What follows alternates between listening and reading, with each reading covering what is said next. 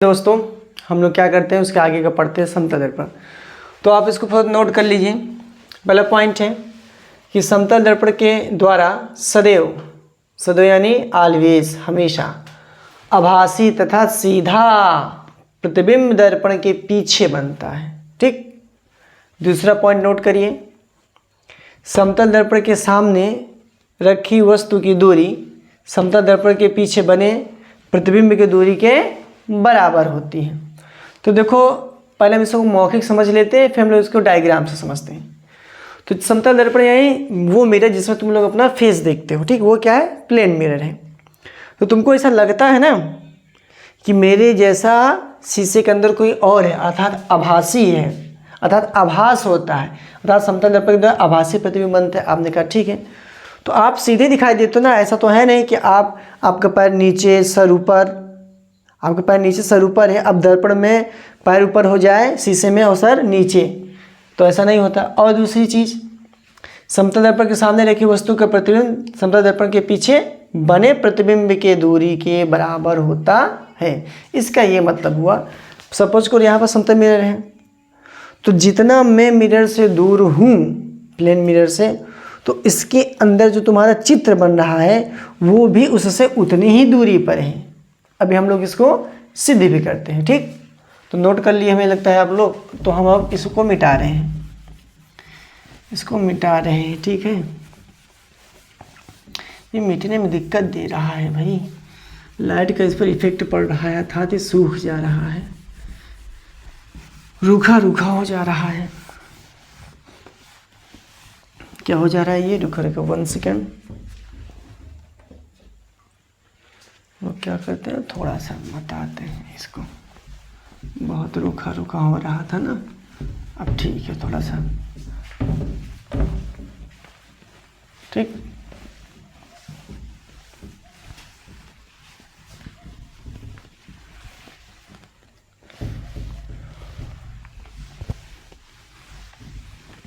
चलो देखो भाई, तो हमने कहा ये क्या है, समतल दर्पण। ये क्या है, समतल दर्पण। ठीक, अब मान लेते हैं यहाँ पर कोई वस्तु रखी है, इस वस्तु की लंबाई AB है। क्या है, AB। ठीक, ये दर्पण से इतनी दूरी पर रखी है, कितनी दूरी पर रखी है, इतनी दूरी पर। तो कोई यहाँ से प्रकाश की किरण चली, ठीक, तो जो प्रतिबिंब भी बनता था दर्पण से उतनी ही दूरी पर बनता था। तो वही तो सिद्ध करना है। मान लेते हैं प्रतिबिंब लंबाई A' B' है, तो भाई आप यहाँ पर लिख सकते हैं, क्या लिख सकते हो, अरे भाई ये अभी मिटा नहीं क्या, आप यहाँ पर क्या लिखोगे कि माना वस्तु, ये स्टार बना के पॉइंट लिख लेना, माना वस्तु की लंबाई AB तथा प्रतिबिंब की लंबाई A' B' है।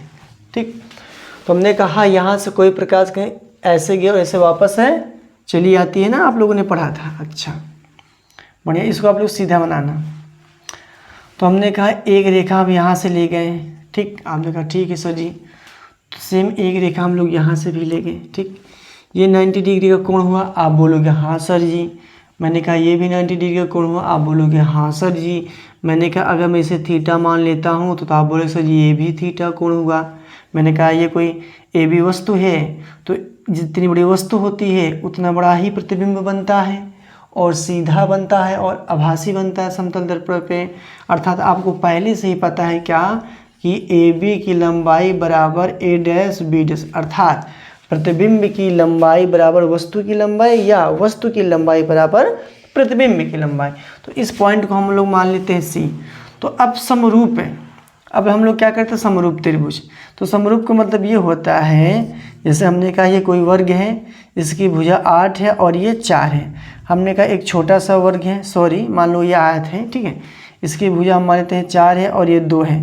तो आप अगर 8 को 4 से डिवाइड करो, ये संगत भुजाएं है ना, इसकी संगत भुजाएं ये और ये संगत भुजाएं हैं। ठीक है, इसकी संगत भुजाएं ये हैं, तो ऊपर 4 नीचे 2, तो 4 का नम 4, 4 दूनी 8, 2 का नम 2, 2 दूनी 4, तो इसका अनुपात क्या निकला 2:1 और इसका अनुपात क्या निकला 2:1। तो इस प्रकार के परीक्षण को या मैथ हम लोग क्या कहते हैं, समरूप कहते हैं। वर्ग होगा तो समरूप वर्ग, त्रिभुज होगा तो समरूप त्रिभुज। तो अब ध्यान से देखिए, ये एक त्रिभुज और ये एक त्रिभुज, तो हम लोग क्या लगाएंगे समरूपता के नियम से, तो हम लिखेंगे समरूप त्रिभुज ए बी और ये क्या है पॉइंट हमारा सी। तो हमने कहा संगत भुजा ए बी अपान ए सी, तो हमने कहा समीकरण इसको क्या मान लो, फर्स्ट मान लो। क्या मान लो, फर्स्ट मान लो। या आप लोगों ने अगर ट्रिग्नोमेट्री पढ़ी होगी तो आपको पता होगा कि अगर ये एंगल है, ये एंगल थीटा है, तो इसके क्या बोलते हैं, एंगल के सामने का जो भाई भुजा होती है इसे आप क्या बोलते हो, लंब। और ये क्या होती है कोण, और ये क्या होती है आधार ना। तो आप कहते हो कि sir ji tan theta is equal to लंब बटे आधार, तो लंब क्या हो गया, तो ये लंब हो गया और ये क्या हो गया आधार। अर्थात इसको हम ऐसे भी लिख सकते थे कि tan थीटा बराबर A B upon A C, A B upon A C लिख सकते थे ना। आप बोलोगे जी हाँ सर जी हम लोग इसको लिख सकते थे। मैंने कहा चलो ठीक है, कोई दिक्कत नहीं है, क्या बात है, बहुत बढ़िया। अब आप बोलोगे सर जी इसी प्रकार से सर इसी प्रकार से समरूप, इसी प्रकार से समरूप त्रिभुज ए डैश बी डैश और सी, तो इसमें क्या हो जाएगा, इसमें भी आप लिख सकते हो कि sir ji tan theta is equal to A dash B dash upon क्या हो जाएगा, A dash B dash upon क्या हो जाएगा ए डैश सी। तो किसी भी त्रिभुज के, कोई दो त्रिभुज हो, अगर उनके दो कोण बराबर हो जाए तो इसका ये मतलब हुआ कि ये सभी समरूप है।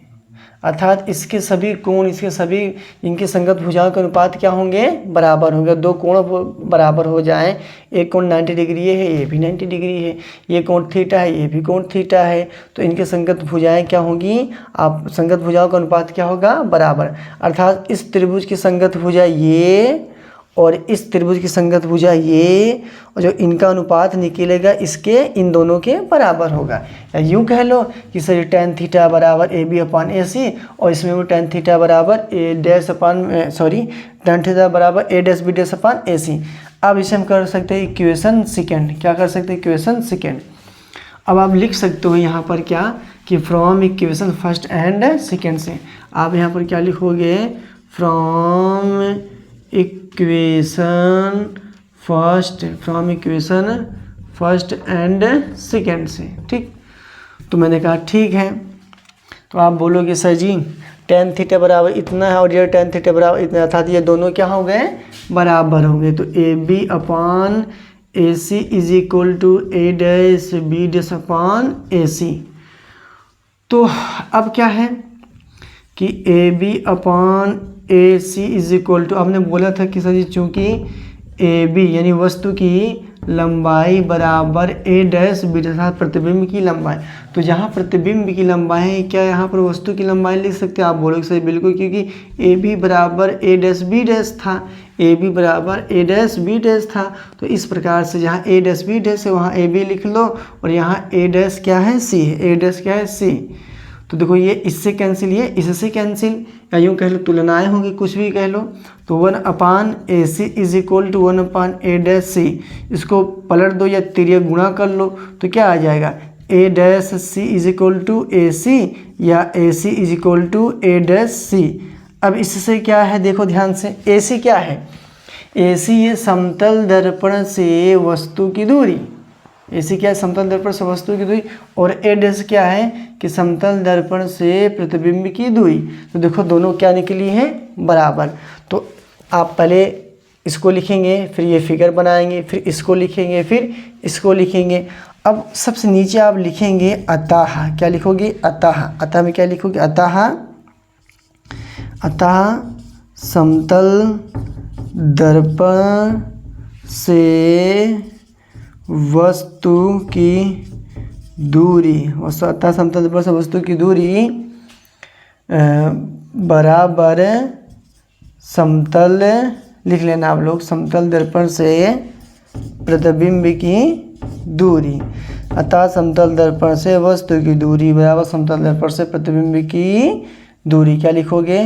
प्रतिबिंब की दूरी। ठीक, प्रतिबिंब की दूरी। ये सिद्ध हो गया। ये क्या हो गया? सिद्ध हो गया सर जी। हाँ, अब आप बात मान गए कि सर जी अगर ये शीशा है, क्या है? इस आप शीशा बोलते हैं समतल दर्पण।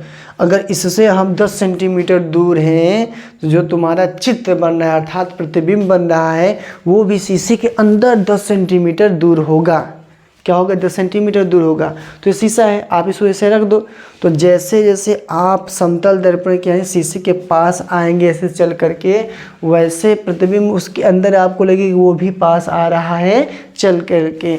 अगर आप 10 की स्पीड से इसकी ओर आगे बढ़ोगे तो वो भी 10 की स्पीड से आपकी ओर आगे बढ़ेगा। ये बात हुई। ठीक है, आप लोग नोट कर लो अच्छे से इसको। मैं हट जा रहा हूँ, स्क्रीनशॉट ले लो या तो वीडियो पॉज करके लिख लिया करो, नोट कर लिया करो।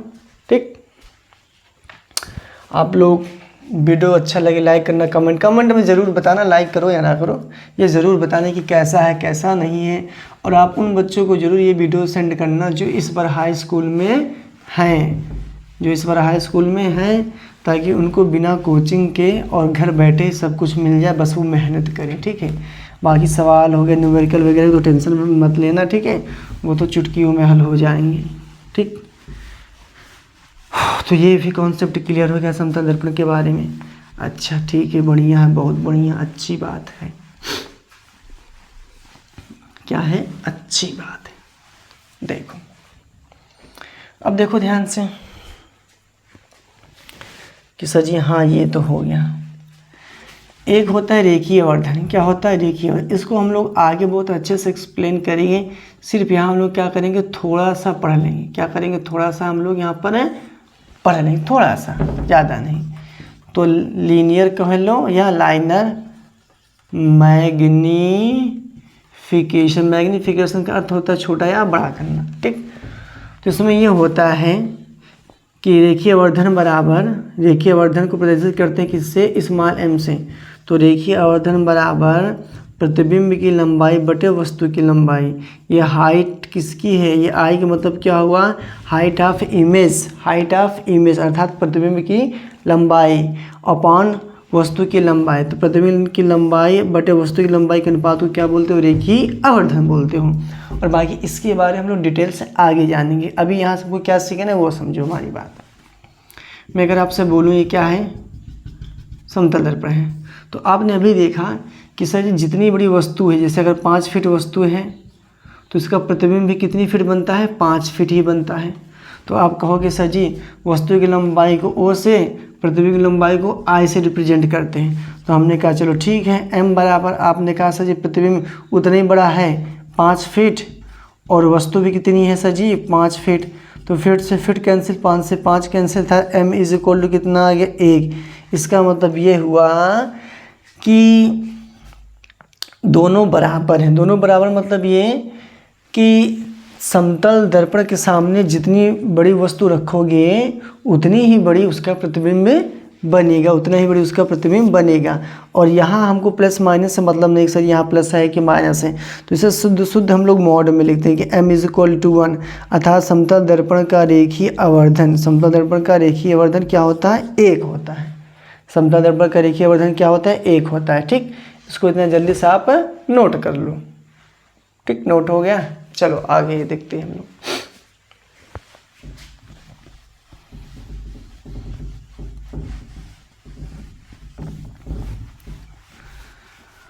अच्छा सर जी बढ़िया है, बहुत बढ़िया, अच्छी बात है। और ये पढ़ाइया ना, और क्या है इसमें? चलो ठीक है। और देखो देखो भाई, इसमें आप और देखिए वो क्या है? वो ये है कि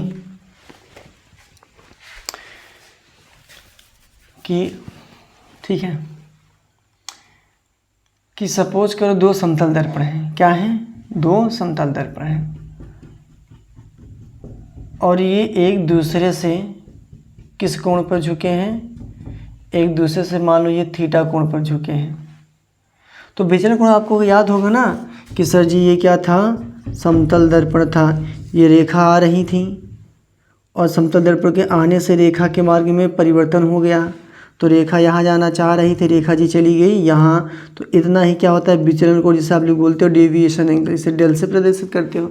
तो वही चीज़ यहाँ है कि अगर दो समतल दर्पण रख दिए जाएं, कितने, दो समतल दर्पण किसी कोण पर झुके हो, तो बताओ संपूर्ण विचलन क्या होगा, संपूर्ण विचलन क्या होगा। तो देखो होता ये है कि संपूर्ण विचलन क्या होगा। तो देखो सपोज करो हमने मानो कोई प्रकाश की किरण ऐसे आई, तो आप बोलोगे सर जी ये क्या हो गया, ये क्या हो गया, अभिलंब। सर जी फिर ये ऐसे जाएगी, मैंने कहा चलो ठीक है। फिर सर जी ये क्या हो गया, अभिलंब, फिर ये वापस ऐसे चली जाएगी। तो अब ध्यान से देखो कि सर जी फिर इनको पीछे बढ़ा दीजिए, फिर इनको पीछे बढ़ा दीजिए ना, फिर इनको पीछे बढ़ा दीजिए और फिर इनको भी पीछे बढ़ा दीजिए। तो जाना चाहिए था इनको ऐसे, चली गई ऐसे, जाना चाहिए था इनको, जाना चाहिए था इनको ऐसे, चली गई ऐसे। तो इसका ये मतलब हुआ कि सर जी ऐसे रही थी, जाना चाहिए था ऐसे, चली गई ऐसे, जाना चाहिए। अब देखो आप ना कि जाना चाहिए था इनको कैसे, ऐसे, चली गई ऐसे। तो ये कितना हुआ, ये पहला विचलन कोण हो गया, ये क्या हो गया, पहला विचलन कोण अर्थात S1 हो गया। ठीक, जाना चाहिए था ऐसे, चली गई ऐसे। तो सर जी ये कितना हो गया, ये दूसरा विचलन हो गया। तो संपूर्ण विचलन बताया कि कितना हुआ। तो संपूर्ण विचलन का मतलब होता है del is equal to S1 plus S2। तो ठीक, del is equal to S1 plus S2। तो देखो हम लोग करते क्या है, हम लोग कभी इस पर ध्यान नहीं देते हैं। S1 S2 नहीं, पेपर में पूछता है तो पूछता है संपूर्ण विचलन बताओ। एक विचलन नहीं कि सर जी एक बार यहाँ विचलित हुई तो विचलन कोण निकलेगा, एक बार यहाँ विचलित हुई तो विचलन कोण निकलेगा। ठीक है, तो इसको हम लोग थोड़ा एक बार और अच्छे से बनाने की कोशिश करते हैं, थोड़ा बढ़िया सा। ठीक है, ये कम फील हो रहा है, थोड़ा फील होना चाहिए भाई फिजिक्स। देखो मैंने कहा ये समतल दर्पण, ये समतल दर्पण। आपने कहा हाँ सर जी अब अच्छा लग रहा है। ये मैंने कहा कोई प्रकाश किरण ऐसे आई, फिर ये ऐसे आई, फिर ऐसे टकरा कर वापस चली गई, ऐसे टकरा कर वापस चली गई। हमने कहा किसी कोण पर दोनों समतल दर्पण झुके, वो कोण क्या है, आपने बोला सर जी वो कोण थीटा है, वो कोण क्या है, थीटा। इसको पीछे बढ़ा दो, इसको क्या करो, पीछे बढ़ा दो, और इसको भी क्या करो, पीछे बढ़ा दो। तो ध्यान से देखो, जाना चाह रही थी ऐसे और चली गई ऐसे, तो कितना विचलित हुई, ये विचलित हुई, नहीं इसे क्या बोलते हो, थीटा, वो क्या कहते, सॉरी टोटल विचलन ना, डेल। तो ये पता है कितना निकलता है, ये होता है टोटल विचलन अर्थात संपूर्ण विचलन, टोटल डेविएशन। क्या होता है, टोटल डेविएशन।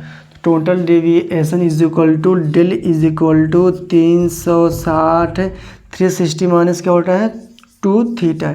ये हुआ इसका फार्मूला टोटल डेविएशन। कि अगर सर कोई दो समतल दर्पण हैं और किसी कोण पे झुके हैं तो उनके द्वारा संपूर्ण विचलन कोण क्या होगा, 360 माइनस 2 थीटा। इसे नोट कर लिए, चलिए ठीक, अच्छी बात।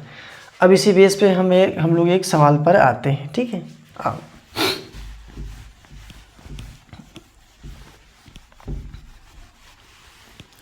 जैसे मैंने बोल दूं मैं तुमको कि देखो भाई इधर देखो, मैं कह दूं कि एक समतल दर्पण ये हो गया और एक समतल दर्पण ये हो गया, और मैं बोल दूं हमने इस पर क्या कर दी, कलई कर दी, और इस पर भी कलई कर दी, और ये एक दूसरे से कितने कोण पर है, 90 डिग्री कोण पर झुके हैं। अर्थात थीटा का मान कितना दिया है, 90 डिग्री। तो टोटल विचरण क्या होता था कि 360 माइनस 2 थीटा। तो डेल इक्वल टू 360 और माइनस थीटा का मान कितना दिया है, 90। तो del is equal to 360 minus 180, और अब घटाने पे क्या आ जाएंगे, 180 डिग्री आ जाएगा। ये सर जी आपका आंसर हो गया।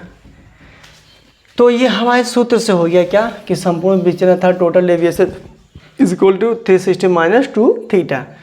अब सपोज कर अगर कोई प्रकाश किरण ऐसे आ रही है तो टक्कर के बाद ये कैसे जाएगी, ऐसे जाएगी वापस। आप बोले हाँ सर जी। हमने कहा चलो ये, अरे यार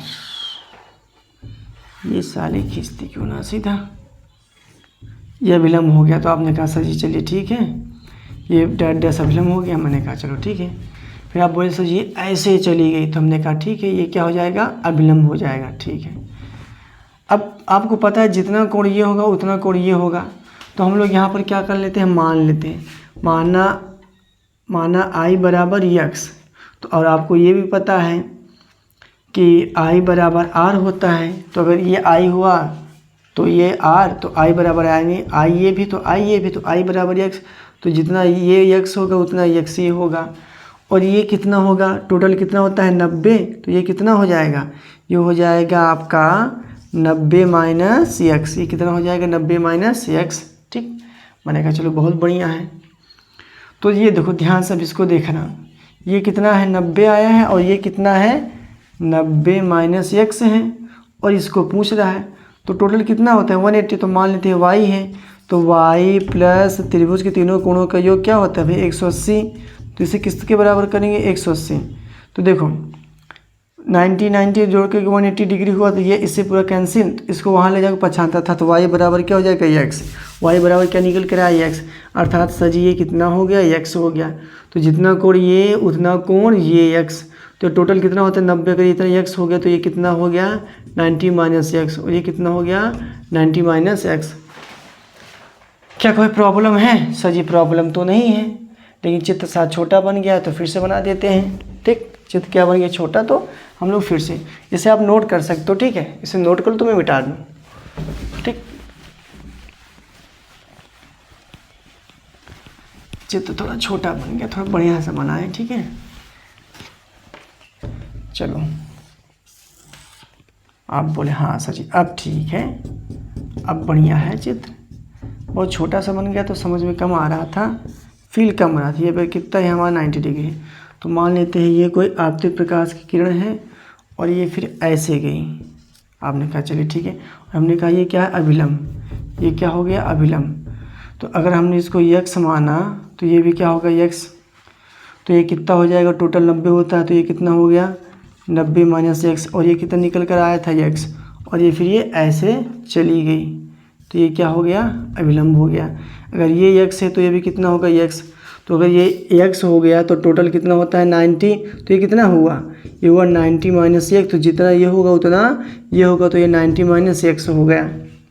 अच्छा सर जी बढ़िया है, बहुत बढ़िया। अब देखो ये जाना चाह रही थी ऐसे लेकिन चली गई ऐसे, तो ये भी कितना होगा 90 माइनस एक्स होगा। तो अगर हम एस डेल1 निकालें, क्या निकालें डेल1 प्रथम विचलन। ठीक है, तो ये इन दोनों ये पूरा टोटल ये जाना चाह रही थी ऐसे चली गई ऐसे, तो ये हुआ ना विचलन पूरा। तो क्या हो जाएगा 90 minus x plus 90 minus x. तो S1 is equal to 180 minus 2x, 180 minus 2x, 180 minus 2x। अच्छा ठीक है सर जी, ये जाना चाह रही थी ऐसे और चली गई ऐसे, तो अगर ये x है तो ये भी क्या हो जाएगा x। तो यहाँ पर del2 इज इक्वल टू क्या हो जाएगा x प्लस 2x, क्या हो जाएगा 2x। तो अब परिणामी विचलन क्या होगा, परिणामीय विचलन क्या हो जाएगा del is equal to del1 plus del2। तो देखो del1 कितना है 180 माइनस 2x और del2 2x, तो 2x कैंसिल, तो del is equal to 180 degree, जो कि अभी हम लोगों ने निकाला भी था। तो ये हमने फिगर बना करके ड्रॉ करके अच्छे से किया है और उसको हमने फार्मूले से कर दिया था। तो जल्दी से इसको आप नोट कर लीजिए। ठीक, ये इतना हो गया। अब एक चीज़ और है, उसे पढ़ा देते हैं, फिर हम लोग क्या करेंगे उससे संबंधित सवाल को लेकर हम लोग आएंगे। ठीक, वो क्या है वो दिखाते हैं क्या है। आप एक पॉइंट डालिए और उस पॉइंट में लिखिए, क्या लिखेंगे कि यही कि यदि समतल दर्पण को थीटा कोण घुमा दिया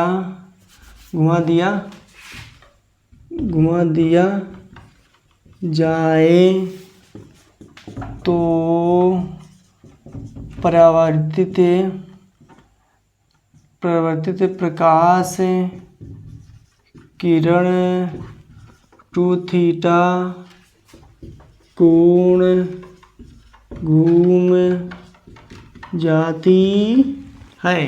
यदि समतल दर्पण को थीटा कोण घुमा दिया जाए तो परावर्तित प्रकाश किरण टू थीटा कोण घूम जाती है। इसको थोड़ा ध्यान से समझना, बहुत ही प्यार से, बहुत ही बढ़िया से, तो समझ में नहीं आएगा। अब इसको नोट कर लो, मैं मिटा दूँ। इसी के नीचे वो फिगर बनाना है तुमको, ठीक है। देखो देखो भाई कैसे होता है, इसको देखो थोड़ा सा।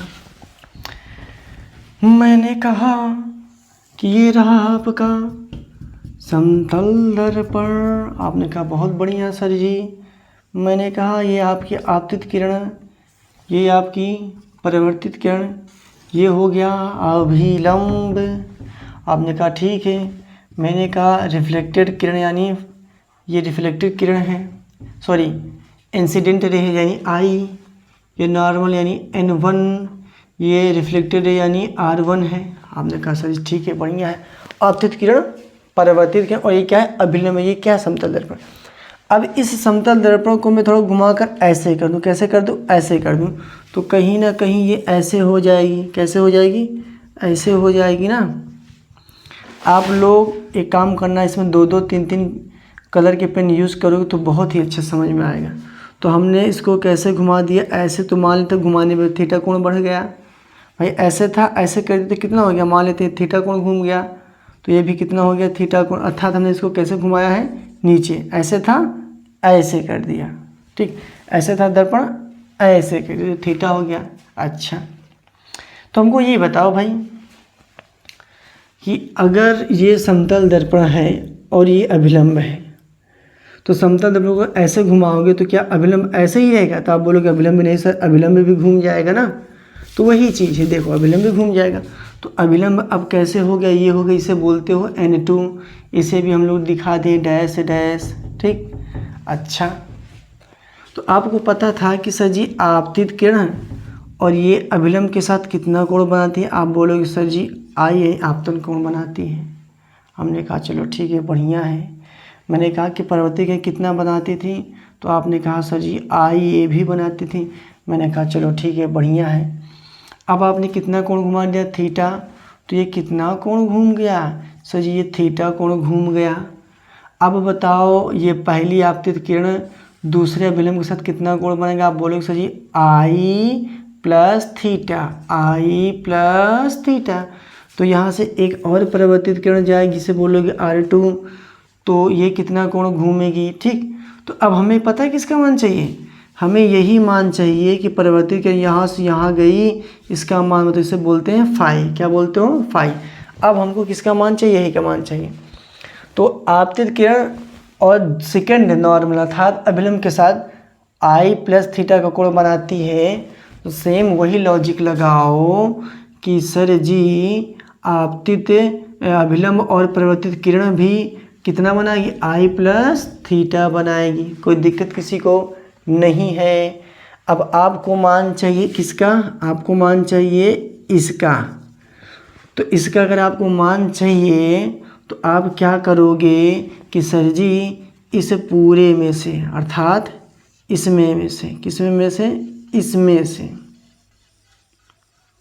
इसमें से यदि आप इतना घटा दो, कितना घटा दो, इतना घटा दो, तो इसका मान निकल जाएगा।